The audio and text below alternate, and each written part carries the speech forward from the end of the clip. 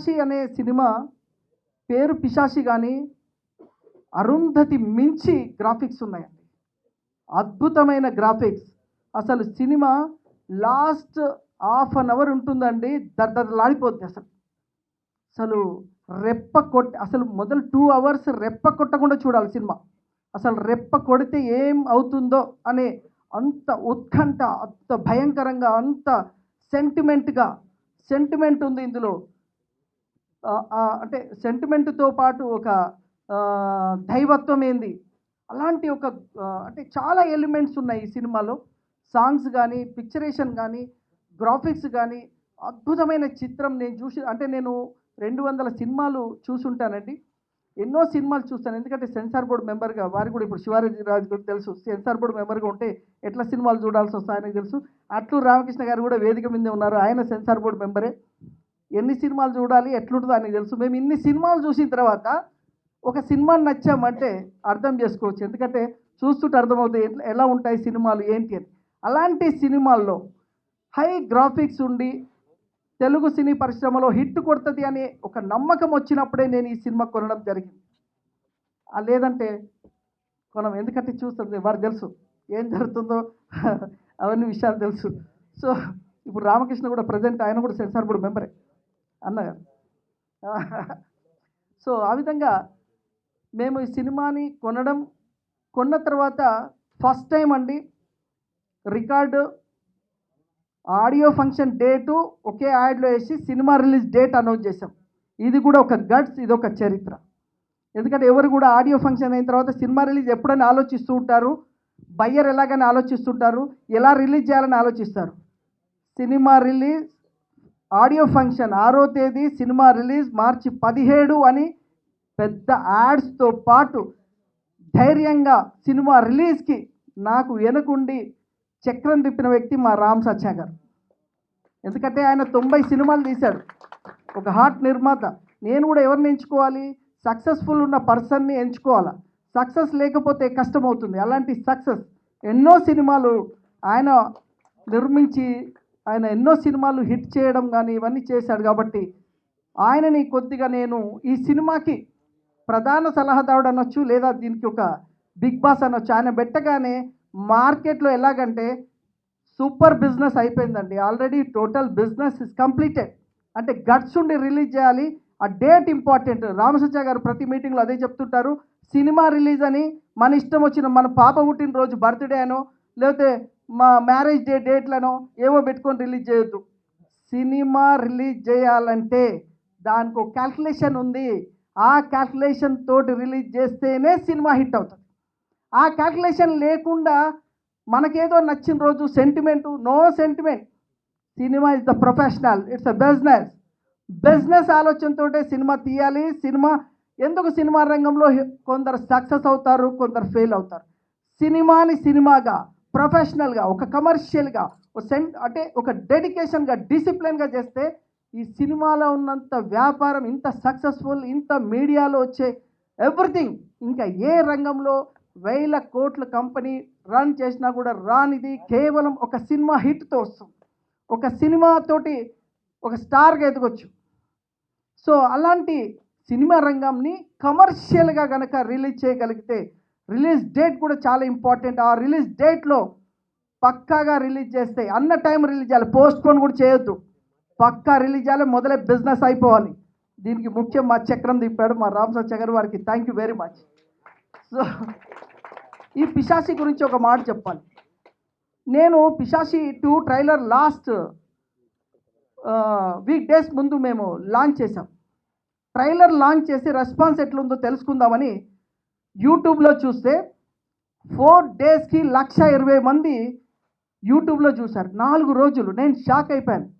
రామ్ సత్య గారు ఫోన్ చేసి, ఏం సార్ ఇన్ని లక్షల మంది అని. అంటే నేను వేరే సినిమాలు కూడా వెళ్తుంటాను కాబట్టి చూశాను. వేరే సినిమాలకి 10,000, 15,000, 5,000, 20,000 ఉంది. పిశాచికి ఎందుకు 1,00,000 దాటిపోయింది 4 డేస్ అని. వెంటనే నేను ఫేస్బుక్ అవన్నీ మాట్లాడేసేసి సోషల్ మీడియాలో కూడా సినిమాలు లేపాలని ఫేస్బుక్ ద్వారా కూడా 15 లక్షల మందికి పంపించాం. క్రెడిట్ కార్డ్ అందులో పెట్టాము, మన పైసలు అలా కట్ అయిపోతాయి. అంటే అది క్రెడిట్ కార్డ్ ద్వారా కట్ అయిపోతాయి.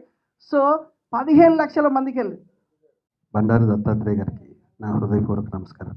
అలాగే నాతోటి మిగతా బీజేపీ కార్యకర్తలకి, మెయిన్ సభ్యులకి అందరికీ హృదయపూర్వక నమస్కారం. ఇందాక ఏబీ చూస్తుంటే ఒక మంచి మాట నాకు అనిపించింది. సాయి వెంకట్ గారు, నేను రామ్ సత్యనారాయణ గారిని ఫాలో అవుతానని. అదే సాయి గారు మీ సక్సెస్. ఎందుకంటే నేను ఆయన సినిమాలు చాలా చేశాను. మా ఇద్దరిది ఒకటే ఊరు. నేను 40 ఏళ్ళ క్రితం ఇక్కడ సెటిల్ అయిపోయినా కూడా మా ఇద్దరిది ఒకటే ఊరు. ఊరు మీద ఎంత ప్రేమ అంటే భీమవరం టాకీస్ అని పెట్టుకున్నాడు ఆయన. కాబట్టి నాకు ఈ ఛాన్స్ కూడా ఇవ్వలేదు మీకు. చాలా సినిమాల్లో నా పేరు భీమవరం ఉంటుంది. అలా ఈయనంటే నాకు చాలా ఇష్టం. నేను ముద్దుగా మా రామ్ సత్యనారాయణ గారిని నేను రామానాయుడు గారు, నాయుడు గారు అని పిలుచుకుంటా. జోక్గానే ఉంది, మీరు ఎప్పుడో 100 సినిమాలు తీయాలని. అది నిజమైనందుకు ఆయనకన్నా ఎక్కువ నేనే హ్యాపీ ఫీల్ అవుతుంటా. అలాగే సాయి వెంకట్ గారు, మీ స్నేహం ఇలాగే ఉండాలని, ఈ పిశాచి 2 కలెక్షన్లు పిచ్చెక్కించాలని మనస్ఫూర్తి కోరుకున్నాను. ఎందుకంటే మీలాంటి వాళ్ళు సినిమాలు ఆడితే కొత్త వాళ్ళకి ఛాన్స్ ఇస్తారు, కొత్త ఆర్టిస్టులు వస్తారు. అది ఒక మంచి మంచి సినిమాలు వస్తుంటాయి అని మనస్ఫూర్తిగా నమ్ముతున్నాను. మా దురదృష్టం ఏంటంటే అండి, సెన్సార్ మెంబర్లుగా అయ్యాం. ఈరోజు ఒక సినిమా చూశాను, నిజంగా పిచ్చెక్కిపోయింది నాకు. అంత దరిద్రపు కొట్టు సినిమా నేను పుట్టాక చూడాలి అనకూడదు కదా మాట. ఈ ఫీల్డ్లో ఉండి ఏంటో సెల్ ఫోన్తో సినిమా తీసేస్తారు, చిన్న చిన్న కెమెరాలతో సినిమా చేస్తారు. అర్థం పర్థం అన్నది లేనే లేదు. సెన్సార్ ఆఫీస్ నుంచి ఫోన్ వస్తుంటే భయం వేస్తుంది, దేవుడా ఏ సినిమా పడుతుంది ఈరోజు అని. ఒకళ్ళ బాధలో ఒకరు చెప్పుకోవడంతో సరిపోయింది మాకు. సెన్సార్లో సినిమా చూడలేదు, ఒకళ్ళ మొహాలు ఒకరు చూసుకుంటున్నాం. దయించి సినిమా ఇండస్ట్రీకి చెప్పేది ఏంటంటే, మంచి సినిమాలు తీద్దాం, మన క్వాలిటీని పెంచుకుందాం. పక్కడు మలయాళపోడో, తమిళోడో, కన్నడో తీసాడు కాదు, తెలుగోళ్ళ కన్నా గొప్పోళ్ళు లేరు అని మనం నిరూపించుకుందాం. Thank you very much. Thank you. నిర్మాత గారు చెప్పినట్టుగా ఈ సినిమాలో చాలా సస్పెన్స్, మరి అదేవిధంగా గ్రాఫిక్స్, అంటే డిజిటలైజేషన్ యొక్క యుగంలో చాలా ముందుకెళ్తున్నట్టుగా, కొంచెం సంచలనాత్మకంగా ఉండేటువంటి అవకాశం ఉన్నట్టుగా వారు చెప్పారు. కానీ ఎంత సంచలనాత్మకంగా ఉన్నా అది సందేశాత్మకంగా ఉండాల్సిన అవసరం కూడా చాలా అవసరం. కాబట్టి నాకు తప్పకుండా విశ్వాసం ఉంది, ఈ యొక్క పిశాచి 2 అనేటువంటిది. పేరు పిశాచి అంటే మనకు ఒక్కోసారి చాలా ఆలోచనలు బాగా రేకెత్తింపజేసే విధంగా ఉంటాయి. అందువల్ల ఈ పిశాచి 2 అనేటువంటి దాన్ని ఒక నూతనమైనటువంటి ఆలోచనతో, ఒక న్యూ క్రియేషన్గా ప్రేక్షకులకు అన్ని ఆద్యంతాలన్నీ కూడా ఆశ్చర్యకరంగా రగులు కొలిపే విధంగా ఈ సినిమా తప్పకుండా ఉంటుందని నేను హృదయపూర్వకంగా భావిస్తూ, ఈ సినిమా పూర్తిగా విజయవంతంగా ఆంధ్రప్రదేశ్, తెలంగాణ, మన సినీ తెలుగు మొత్తం దేశంలో ఉన్న ప్రేక్షకులందరికీ ఇది తప్పకుండా ఆకర్షణీయంగా ఉండాలని నేను హృదయపూర్వకంగా కోరుకుంటూ, ఇది విజయవంతంగా నడవాలని కూడా నేను కోరుకుంటున్నాను. కర్ణాటక నుంచి మనం డబ్బింగ్ సినిమా అయినా ఇది ఒక నూతనమైనటువంటి విధంగా తీసుకున్నారు. కాబట్టి ఇది తప్పకుండా మంచి మనకు అవకాశం ఇచ్చేటువంటి సినిమాగా ముందు వస్తుందని నేను భావిస్తూ, మరి లయన్ సాయి వెంకట్ గారికి నేను హృదయపూర్వకమైనటువంటి శుభాకాంక్షలు తెలియజేస్తూ సెలవు తీసుకుంటాను.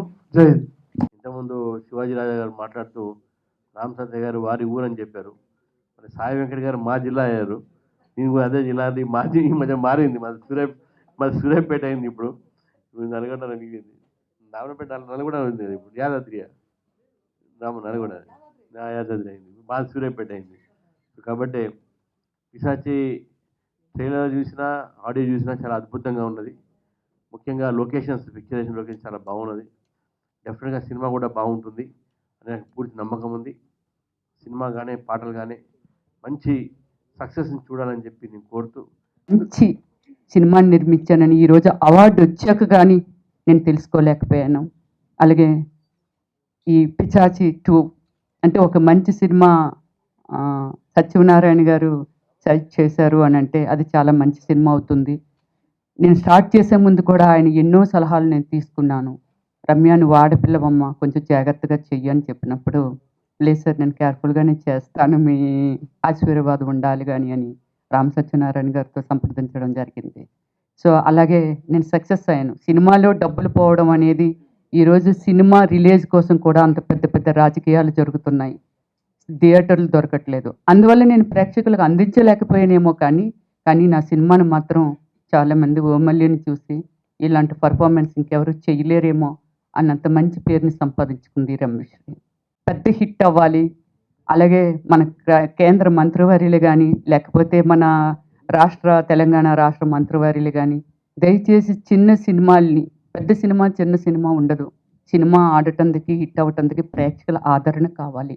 అందువల్ల ఏమిటంటే దయచేసి మీ అందరి సపోర్టు చిన్న సినిమాలకు కావాలని కోరుకుంటూ సెలవు తీసుకుంటాం. రోజున అనేక సినిమాలు చేసినటువంటి సాయి వెంకట్ గారు మరొకసారి పిశాచి 2 తోటి మరొకసారి సినీ రంగంలో మరి మెరుపులు మెరిపించాలని చెప్పి ఆయన రావటం నిజంగా చాలా అభినందనీయం.